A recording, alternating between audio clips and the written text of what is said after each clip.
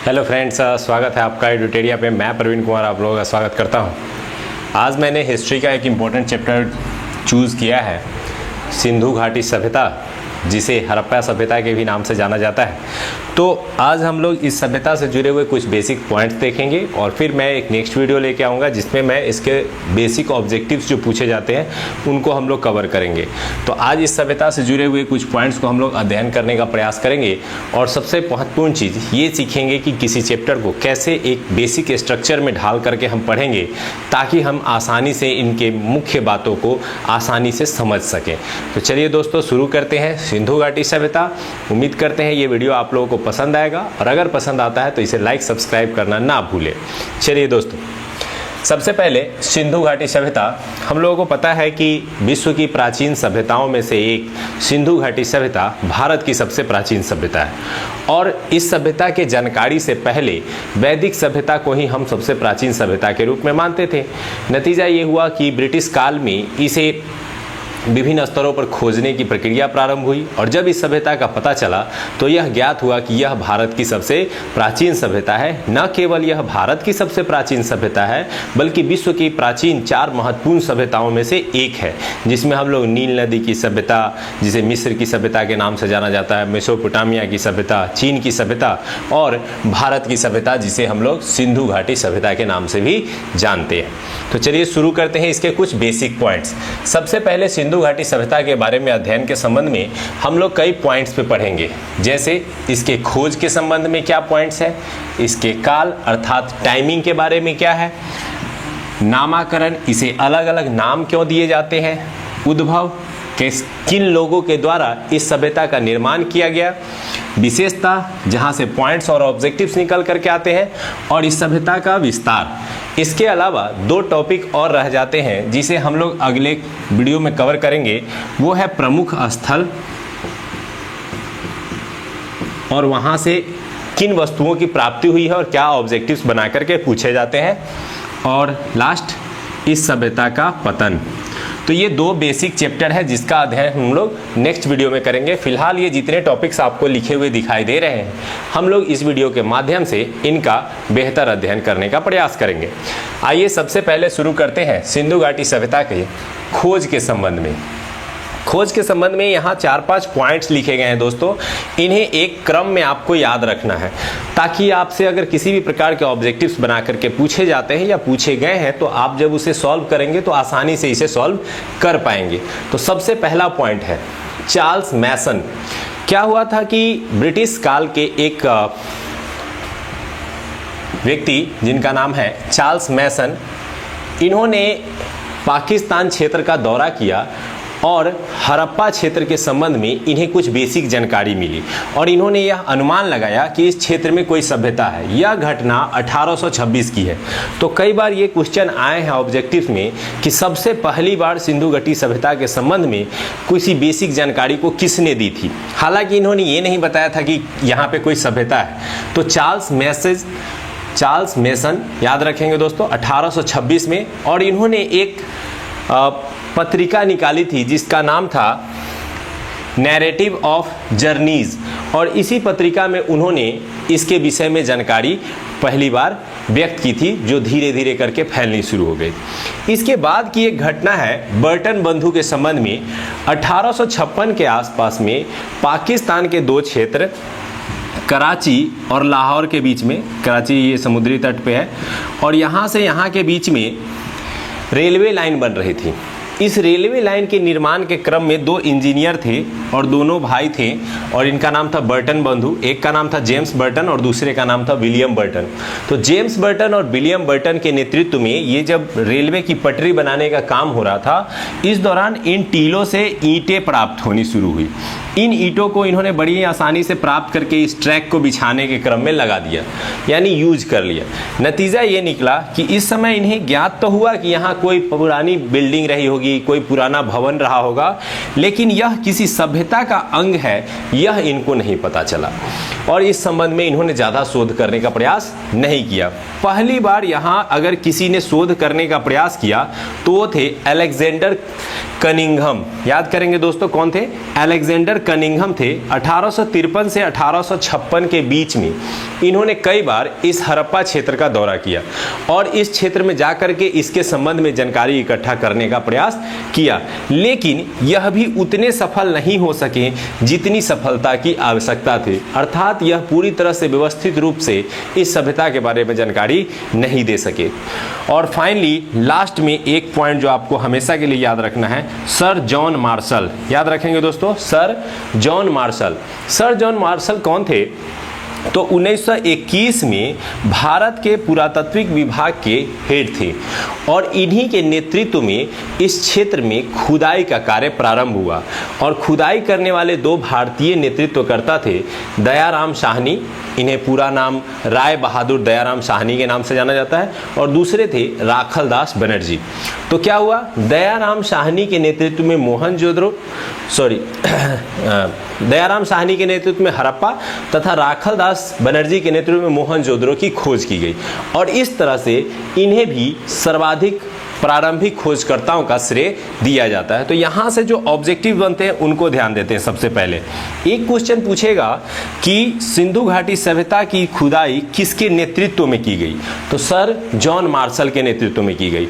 और पार्टिकुलर रूप से जब हड़प्पा की खोज या मोहनजोदड़ो की खोज पूछेंगे तब दयाराम साहनी या राखलदास बनर्जी को हम लोग देते हैं। फिलहाल ये आप एक बैकग्राउंड के रूप में खोज के संबंध में ज्ञान रख सकते हैं कि कैसे इसे क्रम वाइज सिंधु घाटी सभ्यता की खोज हुई। अब आ जाते हैं हम लोग काल के संबंध में। बेसिक रूप से कई बुक में आपको इसके काल के संबंध में लिखा रहता है, कहीं 2500 से लेके 1700, कहीं 2400 से लेके 1700, कहीं 2350 से लेके 1750, अलग अलग काल आपको मिलेंगे। इसका कारण ये है कि सिंधु घाटी सभ्यता के संबंध में जितनी भी जानकारियां प्राप्त हुई हैं वो टोटल के टोटल पुरातात्विक स्रोतों पर आधारित है। किसी भी प्रकार के लिखित स्रोत को यहाँ पढ़ा नहीं जा सका है। परिणाम स्वरूप अलग अलग जो खोजकर्ता थे, जैसे सर जॉन मार्शल थे, डीपी अग्रवाल थे, चाइल्ड थे, इन सभी ने क्या किया, अपने अपने अनुसार इसका तिथि क्रम देना शुरू किया। सबसे पहला तिथि क्रम सर जॉन मार्शल ने दिया। चूंकि ये इस पूरे विभाग के नेतृत्वकर्ता थे, खुदाई विभाग के, इसलिए इनका टाइमिंग याद रखना एक जरूरी बन जाता है। इन्होंने कहा कि 3250 बीसी से लेकर के 3250 बीसी से लेकर के 2750 बीसी तक यह इस सिंधु घाटी सभ्यता का काल रहा। लेकिन आपको पता होना चाहिए कि एक पद्धति है कार्बन 14 पद्धति, जिसके माध्यम से किसी जीवाश्म की आयु ज्ञात की जाती है और इसी माध्यम द्वारा जब आयु निकाला गया तो इसे माना गया 2300 से लेकर के 1750 बीसी, 2300 से लेकर के 1750 बीसी। और इस पद्धति को सबसे ज़्यादा श्रेय दिया डीपी अग्रवाल ने। तो ये क्वेश्चन कई एग्जाम में पूछे गए हैं कि सिंधु घाटी सभ्यता का कार्बन 14 पद्धति के आधार पर काल कितना से कितना, तो 2300 से लेकर के 1750। और किस भारतीय पुरातत्ववेता ने इसका समर्थन किया था? तो डीपी अग्रवाल के नेतृत्व में इसके तिथि को अनुमोदन दिया गया और इस तरह से वर्तमान में अगर सबसे ज़्यादा इसे श्रेय दिया जाता है किसी तिथि को तो ये 2300 से लेकर के 1750। हालांकि अलग अलग विद्वानों ने इसके संबंध में अलग अलग विचार दिए, तो फाइनली 2500 से लेकर के 1700 के बीच इसका काल मुख्य रूप से माना जाता है। तो आपसे ये एक पॉइंट आता है, यहाँ से आप ऑब्जेक्टिव याद कर सकते हैं और ये एक पैमाना बना जहां ज़्यादातर इतिहासकार आपस में सहमत दिखाई देते हैं। नहीं तो वैसे इसके काल के संबंध में सभी इतिहासकारों में मतभेद दिखाई देता है। अब आते हैं हम लोग नामाकरण के संबंध में। तो सिंधु घाटी सभ्यता के 3 नाम विशेष रूप से देखने को मिलते हैं। एक पहला नाम सिंधु घाटी सभ्यता। यहाँ से क्या क्वेश्चन आते हैं? तो सबसे पहला क्वेश्चन बनता है कि सिंधु घाटी सभ्यता इसका नाम क्यों पड़ा? तो प्रारंभ में जितने स्थल खोजे जा रहे थे वो बेसिकली सिंधु नदी और उसके सहायक नदियों के किनारे पाए जा रहे थे। नतीजा ये हुआ कि शुरू से एक परंपरा विकसित रही थी कि नील नदी की सभ्यता, ह्वांगहो नदी की सभ्यता, तो वैसा ही माना गया कि भारत में भी यह सभ्यता जो है वह सिंधु नदी के किनारे ही है, इसीलिए इसे नाम दे दिया गया क्या? सिंधु घाटी सभ्यता या सिंधु सभ्यता। लेकिन बाद में चल करके ऐसा पाया गया कि ये केवल सिंधु नहीं बल्कि सरस्वती नदी के किनारे भी मुख्य रूप से इसके स्थल है। और परिणाम स्वरूप इसे सिंधु एवं सरस्वती की सभ्यता नाम दिया गया। क्या नाम दिया गया दोस्तों? सिंधु एवं सरस्वती सभ्यता। हालांकि ये कुछ इतिहासकारों के बीच ही नाम प्रचलित रहे और बुक वगैरह में इस नाम को बहुत कम ही जगह दी जाती है। तो ये सभ्यता से जुड़े हुए नाम में आपको बेसिकली मेन नाम सिंधु घाटी सभ्यता। अब जो सबसे चर्चित और सबसे महत्वपूर्ण है वो है हड़प्पा सभ्यता। इतिहास में एक कल्चर रहा कि यदि किसी सभ्यता के नामकरण में किसी प्रकार की समस्या उत्पन्न होती है तो वह सभ्यता का नामकरण यानी उस सभ्यता का नामकरण उस स्थल के नाम पर किया जाएगा जिस स्थल की खुदाई सबसे पहले होती है। तो हमने यहाँ पढ़ा था 1921 में दयाराम साहनी जी के नेतृत्व में सबसे पहला खोजा गया स्थल हड़प्पा था।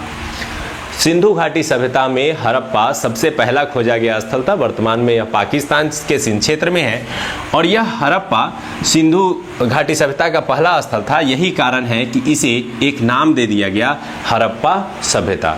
तो दोस्तों आप यहाँ से आप बड़ी आसानी से याद कर सकते हैं कि हड़प्पा सभ्यता इसे क्यों नाम दिया गया। कई बार ये ऑब्जेक्टिव्स में भी पूछे गए हैं कि सिंधु घाटी सभ्यता को हड़प्पा सभ्यता कहना ज़्यादा उचित है। क्यों? क्योंकि यह प्रथम वह स्थल था जिससे इस सभ्यता की जानकारी प्राप्त हुई थी। चलिए अब आगे बढ़ते हैं। उद्भव, यहाँ पे मैंने कुछ पॉइंट्स बताए हैं। यहाँ से भी बहुत सारे विद्वान जो हैं इतिहासकार जो इस संबंध में निष्कर्ष निकाल रहे थे तो उनमें एक मतभेद दिखाई देता है। क्या मतभेद दिखाई देता है? तो जो विदेशी इतिहासकार थे मुख्य रूप से sir John Marshall, Wheeler, Gordon Childe, ये लोगों ने क्या किया कि सिंधु घाटी सभ्यता के निर्माता की बात आई। जैसे हम लोग पढ़ते हैं कि वैदिक सभ्यता के निर्माता आर्य थे, तो उसी तरह से यह खोजने का प्रयत्न किया गया कि इस सिंधु घाटी सभ्यता के निर्माता कौन थे। अब इस संबंध में जब समस्या आनी शुरू हुई तो जो विदेशी इतिहासकार थे मुख्य रूप से उन लोगों ने विदेशी मत को प्रधानता दी।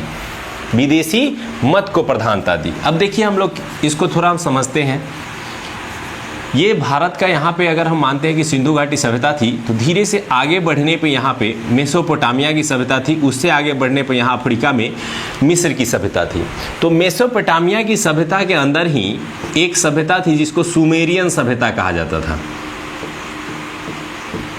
सुमेरियन सभ्यता कहा जाता है। तो विदेशी इतिहासकारों ने यह मत व्यक्त किया कि इस सभ्यता का निर्माण सुमेरियन सभ्यता के लोगों ने किया और यही लोग आकर के यहाँ बसे और धीरे धीरे भवन बनाना शुरू किए, सभ्यता का विकास किए और इस सभ्यता के पूर्ण निर्माता सुमेरियनों को माना। तो ये मानने वाले विचारों में sir John Marshall, Wheeler, Gardner Childe, D Kosambi आदि मुख्य रूप से प्रसिद्ध रहे। तो यह मुख्य रूप से विदेशी इतिहासकार ही इसको मानते हैं। फिर है दूसरा मत है स्थानीय मत। ये बहुत इंपॉर्टेंट है। ज़्यादातर भारतीय इतिहासकारों ने और कुछ विदेशी इतिहासकारों ने भी यह माना कि नहीं, सिंधु घाटी सभ्यता के निर्माता भारतीय थे। इन्होंने भी अपने तर्क रखे और इन्होंने भी अपने तर्क रखे। विदेशी मत वालों ने अपने तर्क रखे कि जिस प्रकार के भवन सुमेरिया में पाए जाते हैं उसी प्रकार के भवन सिंधु घाटी सभ्यता में पाए जाते हैं। वो भी मोहरों का यूज करते थे, ये भी मोहरों का यूज करते थे। उनकी भी कुछ धार्मिक परंपराएं भारत से मिलती जुलती थी। लेकिन जब स्थानीय परंपरा की बात आई और स्थानीय मत की बात आई तो इन्होंने भी अपने तर्क रखे कि नहीं, दोनों में भवन जरूर पाए जाते हैं लेकिन नालियों की व्यवस्था अलग अलग थी, दोनों में ईंटों के आकार अलग अलग थे, दोनों में मुहरों की क्वालिटी अलग अलग थे। नतीजा ये हुआ कि स्थानीय मत को इन्होंने सिद्ध करने का प्रयास किया और इस संबंध में दो मत आपको बहुत मुख्य रूप से याद रखना है। ये द्रविड़ कई एग्जाम में पूछे गए हैं कि सिंधु घाटी सभ्यता के मुख्यतः निर्माता कौन थे, तो द्रविड़ जाति के लोग थे। और राखल दास बनर्जी, वही राखल दास बनर्जी जो यहाँ पे हमने पढ़ा है कि मोहनजोदड़ो की खोज करते हैं। तो राखल दास बनर्जी ने यह तर्क दिया कि सिंधु घाटी सभ्यता के निर्माता कोई और नहीं बल्कि द्रविड़ जाति के लोग थे। इसके अलावा टी.एन. रामचंद्र और लक्ष्मण स्वरूप पुसालकर ने कहा कि नहीं, इसके निर्माता आर्य थे। हालांकि इस विचार को बहुत कम तवज्जो दी जाती है। इसका कारण ये है कि वैदिक सभ्यता के निर्माता आर्य हैं और उनका काल बिल्कुल भी सिंधु घाटी से मैच नहीं करता है। तो यदि आर्य इतने पहले आ गए थे, अगर उन्हें ईंटों के घर में रहने की जानकारी थी तो फिर वो वैदिक काल में आकर के झोपड़ी में क्यों रहते हैं। तो इसको तो कम ही मत दिया जाता है। सबसे ज़्यादा मत इसी को दिया जाता है कि सिंधु घाटी सभ्यता के निर्माता कौन थे, तो द्रविड़ थे। ठीक है। तो यहाँ से हम लोग दो मत देखें, विदेशी मत और स्वदेशी मत अर्थात स्थानीय मत, जिसमें सबसे मुख्य है द्रविड़, जो कि राखलदास बनर्जी ने बताया। अब आ जाइए विशेषता में चलते हैं। यहाँ से बहुत सारे पॉइंट्स पढ़ेंगे हम लोग। सबसे पहली विशेषता, नगरीय सभ्यता। भारत की पहली नगरीय सभ्यता यानी नगरीय सभ्यताओं का पहला जन्म भारत में अगर कभी होता है तो सिंधु घाटी सभ्यता के रूप में होता है, और यहीं से सबसे पहले नगरीय स्वरूप का विकास प्रारंभ हो जाता है। नगर की जितनी भी विशेषताएं थी, जैसे पक्के के भवन होना, सड़कें चौड़ी होना, नालियों की व्यवस्था होनी चाहिए, इस तरह की सारी सुख सुविधाएं इस सभ्यता में मौजूद थे। और मुख्यतः ये नगर जो कि व्यापार प्रधान हुआ करते थे, ये सभ्यता में मौजूद थे। तो ये सभ्यता की सबसे बड़ी विशेषता थी नगरीय सभ्यता। ठीक है। दूसरी विशेषता जहाँ से क्वेश्चन आता है वो है कांस्य युगीन सभ्यता। यहाँ से एक पॉइंट पूछता है, चूंकि इससे पहले जो सबसे पहला खोजा गया धातु था, आपको पता होगा तांबा, पढ़ते हैं आप लोग, ऑब्जेक्टिव्स में पढ़ा जाता है कि सबसे पहला खोजा गया धातु तांबा था। तो तांबा और टीन याद रखेंगे दोस्तों, तांबा प्लस टीन, इन दो धातुओं को मिलाने से एक धातु तैयार हुआ कांसा, और इस कांसे का उपयोग जिस सभ्यता के दौरान किया गया उसी सभ्यता को हम लोग कहते हैं कांस्य युगीन सभ्यता। ठीक है, ब्रॉन्ज एज। इससे जुड़ा हुआ कई क्वेश्चन बनता है, जैसे जिस काल में तांबा का यूज हुआ वो ताम्र युगीन सभ्यता, जिस काल में पत्थर का यूज हुआ उस काल को पाषाण सभ्यता, जिस काल में लोहे का ज़्यादा यूज हुआ उसे आयरन एज या लौह युगीन सभ्यता के रूप में जानते हैं। तो उसी तरह से सिंधु घाटी सभ्यता में कांसे का बहुत उपयोग हुआ, यही कारण है कि इसे कांस्य युगीन सभ्यता या ब्रॉन्ज एज के रूप में जाना जाता है। अब आते हैं दूसरा, एक और विशेषता, आध ऐतिहासिक सभ्यता। ये कई एग्जाम में क्वेश्चन आ गया कि सिंधु घाटी सभ्यता कैसी सभ्यता है, तो आध ऐतिहासिक सभ्यता है। अब ये आध ऐतिहासिक सभ्यता से क्या तात्पर्य है, इसको हम लोग समझने का प्रयत्न करते हैं। आध ऐतिहासिक सभ्यता से तात्पर्य है कि ऐसी सभ्यता जिसमें लिखित जानकारी मिली है लेकिन उसे पढ़ा नहीं जा सका है। अब देखिए, इसको हम लोग समझते हैं थोड़ा सा। तीन प्रकार के वर्ड यूज किए जाते हैं इतिहास में, एक प्राग ऐतिहासिक सभ्यता, एक आध ऐतिहासिक सभ्यता और एक इतिहास। प्राग ऐतिहासिक सभ्यता में वे सभ्यताएं होती हैं जिनके विषय में ना तो लिखित जानकारी मिली है और ना ही लिखित जानकारी को पढ़ा जा सकता है। मिली ही नहीं तो पढ़ेंगे क्या। तो जैसे पाषाण काल, वो प्राग ऐतिहासिक काल के अंतर्गत आते हैं। आध ऐतिहासिक काल में वैसी सभ्यताएं आती हैं जिनसे लिखित जानकारी तो मिली है लेकिन उसे पढ़ा नहीं जा सका है। तो सिंधु घाटी सभ्यता वैसी ही सभ्यता है, और यहाँ से जो लिपि मिली थी वो चित्र लिपि थी, कुछ चित्र के माध्यम से बनाए गए थे और उसे पढ़ने का प्रयास किया जा रहा है। लेकिन अभी तक इतिहासकार इसमें सफल नहीं हो पाए हैं, पुरातत्ववेत्ता इसमें सफल नहीं हो पाए हैं। इसीलिए इस सभ्यता को क्या कहा जाता है, आध ऐतिहासिक सभ्यता कहा जाता है। और जैसे ही लिखित स्रोत को पढ़ लिया जाएगा इसे नाम दे दिया जाएगा इतिहास। तो ये तीन वर्ड आप याद रखेंगे। चलिए, तो ये सभ्यता कैसी सभ्यता है, आध ऐतिहासिक सभ्यता है। क्यों कहते हैं समझ में आ गया होगा। आइए नेक्स्ट, शांति प्रिय सभ्यता। ये एक बहुत बड़ी विशेषता है। प्राचीन मैक्सिमम सभ्यताओं में हम लोग ये देखते हैं कि युद्ध एक मुख्य आधार था। किसी भी विषय पर, चाहे वो धार्मिक राजनीतिक विषय हो, उसके लिए युद्ध लड़े जाते थे। लेकिन सिंधु घाटी सभ्यता में एक विशेष गुण ये देखने को मिलता है कि इस दौरान लोग शांति प्रिय थे। किसी भी प्रकार के युद्ध के संबंध में जानकारी नहीं मिलती है। पूरे खुदाई के दौरान किसी प्रकार के अस्त्र शस्त्र नहीं मिले हैं, जिससे यह अनुमान लगाया जाता है कि ये लोग शांति प्रिय थे, शांतिपूर्ण रहते थे और एक सुव्यवस्थित प्रशासनिक व्यवस्था को संचालित करते थे। तो शांति प्रिय सभ्यता होना इसकी एक प्रमुख विशेषता है। व्यापार प्रधान। जितनी भी प्राचीन सभ्यताएं रही हैं मैक्सिमम कृषि प्रधान रही हैं। कृषि को विशेष प्रोत्साहन दिया जाता था, कृषि पर ही पूरी सभ्यता टिकी होती थी। जैसे हम लोग वैदिक काल में आके पढ़ेंगे तो पशुपालन और कृषि ज़्यादा प्रमुख थे। इस काल में व्यापार को बहुत प्रधानता दी गई।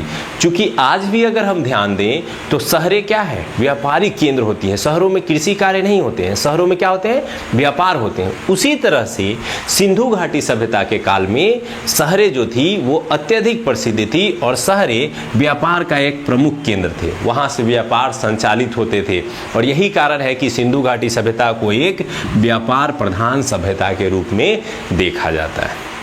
अब आइए विस्तृत सभ्यता। तो इस सभ्यता का विस्तार बहुत बड़े क्षेत्र में था। इवन जितनी बड़ी सभ्यता मिस्र और नील मिलाकर नहीं थी, उससे कई गुना ज़्यादा बड़ी सभ्यता थी हमारी सिंधु घाटी सभ्यता। तो यानी यह एक विस्तृत सभ्यता थी। इसके अलावा इसके विभिन्न आधारों को भी हम लोग विशेषता के रूप में पढ़ सकते हैं। जैसे इस समय के राजनीतिक व्यवस्था कैसे थे, आर्थिक व्यवस्था कैसे थे, सामाजिक और सांस्कृतिक। राजनीतिक में हम लोग विशेष रूप से देखते हैं कि राजनीति का स्वरूप कैसा था, राजतंत्रात्मक था कि प्रजातंत्रात्मक था। तो मैंने आपको अभी ही बताया कि इस पूरे सभ्यता के अध्ययन के लिए जो स्रोत उपलब्ध है वो बेसिकली पुरातात्विक स्रोत है, अर्थात खुदाई से प्राप्त स्रोत है। किसी प्रकार का लिखित स्रोत प्राप्त नहीं हो पाया है, उसे हम नहीं पढ़ पाए हैं। नतीजतन परिणाम ये निकलता है कि इस सभ्यता के संबंध में जो भी जानकारियाँ हम इकट्ठा किए हैं वो सब किसी पुरातत्व को देखकर अनुमानित रूप से इकट्ठा किए हैं, गेस वर्क के द्वारा इकट्ठा किए। तो राजनीतिक जीवन के संबंध में कैसी व्यवस्था थी, इसके संबंध में इतिहासकारों में मतभेद है। कुछ ये मानते हैं कि पूरा पुरोहित या व्यापारी वर्ग ही इस पूरे सभ्यता का संचालन करते थे, कुछ कहते हैं कि प्रजातांत्रिक व्यवस्था थी। तो अलग अलग मत है, तो यहाँ से ऑब्जेक्टिव कम बनते हैं। आर्थिक में बेसिकली हम लोगों को पढ़ना है कि कैसे कृषि कार्य शुरू होता है, पशुपालन में कौन से पशु थे, ये सारी चीज़ें आर्थिक क्रिया का प्रमुख अंग बन जाते हैं। व्यापार अगर होता था तो देशीय व्यापार था या केवल देशीय या विदेशी, तो यहाँ दोनों व्यापार थे, देश के अंदर भी होते थे और देश के बाहर भी होते थे। तो ये आर्थिक क्रिया का अंग हो जाते हैं। सामाजिक क्रिया में समाज कितने वर्गों में बटा था, तो चूंकि हम लोग वैदिक काल से पढ़ेंगे कि समाज 4 वर्ग में है, ब्राह्मण, क्षत्रिय, वैश्य एवं शूद्र। लेकिन चूंकि यहाँ पे लिखित जानकारी नहीं है तो हम यह निश्चित रूप से नहीं कह सकते हैं कि यहाँ पर 4 ही थे या अलग थे। लेकिन ऐसा यहाँ के खुदाई स्थलों से यह देखा गया कि जितने भी शहर थे वो 2 भागों में बटे हुए थे। तो पहला भाग उच्च नगर होता था, दूसरा निम्न नगर होता था। तो जो उच्च नगर होते थे उसमें बड़े बड़े घर थे, बड़े बड़े भवनें थी, तो वो विशेष रूप से धनी वर्ग के लिए था, और जो निम्न नगर था उसमें गरीब वर्ग रहते थे। तो इतना तो तय है कि यहाँ 2 वर्ग थे, एक धनी वर्ग और दूसरा गरीब वर्ग। सांस्कृतिक में विशेष रूप से यहाँ के धर्म जीवन, इसके धार्मिक जीवन या फिर इसके कला साहित्य के विषय में हम लोग पढ़ेंगे। कला में हम लोग जैसे लिपि का ज्ञान था, इन्हें माप तौल का ज्ञान था, इन्हें मूर्ति कला का ज्ञान था, इन्हें बर्तन निर्माण कला का ज्ञान था, धातु कला का ज्ञान था। ये सारे कलाओं का ज्ञान सांस्कृतिक जीवन में पढ़ा जाता है। ये बेसिकली आपको जब मेंस की अध्ययन करते हैं, मेंस की तैयारी करते हैं, तो उसके लिए बहुत ही इंपॉर्टेंट हो जाता है इस तरह से आपको समझ के पढ़ना। अब हम लोग आते हैं लास्ट की ओर, जो है विस्तार। तो इस सभ्यता का विस्तार कैसा था, कहाँ स्थित थे, इसको समझते हैं। इसको समझने के लिए हम लोग इसको मिटाएंगे, फिर इसकी ओर आगे बढ़ेंगे। एक बार स्क्रीनशॉट लेना चाहते हैं तो आप ले सकते हैं। चलिए दोस्तों, अब हम लोग इस विस्तार की ओर बढ़ते हैं और उसको पढ़ते हैं कि विस्तार के संबंध में कैसे एक अच्छी जानकारी को इकट्ठा किया जा सकता है।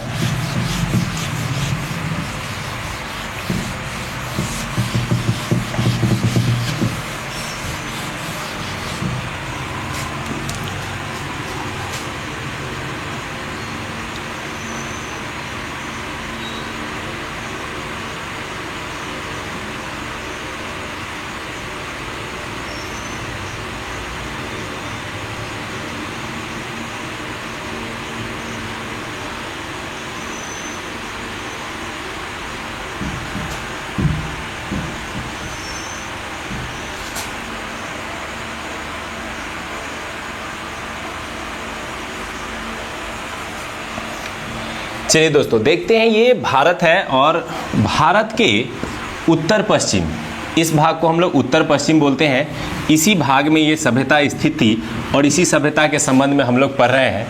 तो इसका विस्तार देखते हैं। तो यहाँ ऊपर में जम्मू कश्मीर में एक जगह था मांदा, जगह का नाम क्या था दोस्तों, मांदा। नीचे यहाँ महाराष्ट्र में एक जगह था दाइमाबाद, और यहाँ पर एक यूपी में जगह है आलमगीरपुर,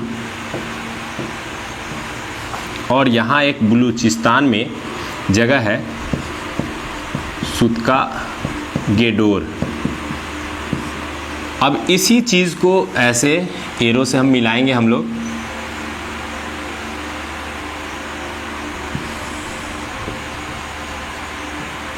और इस तरह से, और इसको एक थोड़ा सा डिज़ाइन कर देंगे। ये मेंस में भी आपको बहुत हेल्प करता है, इस तरह के मैप अगर आप कभी मेंस देते हैं तो ये बहुत हेल्प करेगा।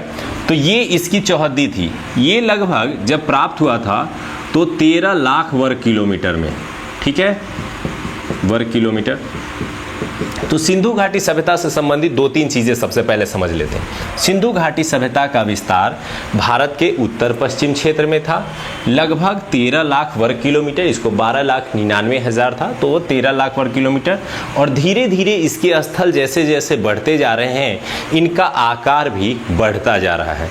कुछ बुक्स अलग लिखते हैं कि 15 लाख वर्ग किलोमीटर हो चुके हैं, कुछ लिखते हैं कुछ, तो आप NCERT को फॉलो करें, लगभग 13 लाख ही इन्होंने लिखा है। तो 13 लाख वर्ग किलोमीटर में ये फैला हुआ था। ये इसके सबसे बाउंड्री स्थल है जो अलग अलग नदियों के किनारे मिले हैं। ये आलमगीरपुर यूपी में मिलता है, मांदा जम्मू कश्मीर में, दाइमाबाद महाराष्ट्र में, और सुतका गेटोर बलूचिस्तान। ये बलूचिस्तान में दास्क नदी के किनारे है। मांदा जम्मू कश्मीर में चिनाब नदी के किनारे है। यूपी में आलमगीरपुर हिंडन नदी के किनारे है, और दाइमाबाद गोदावरी नदी के सहयोगी नदी के किनारे है। तो इस तरह से ये 4 इसकी सीमा रेखा का निर्धारण करते हैं। अगर इस क्षेत्र को देखा जाए तो इस क्रम में यह लगभग 1600 किलोमीटर की लंबाई में फैला हुआ है।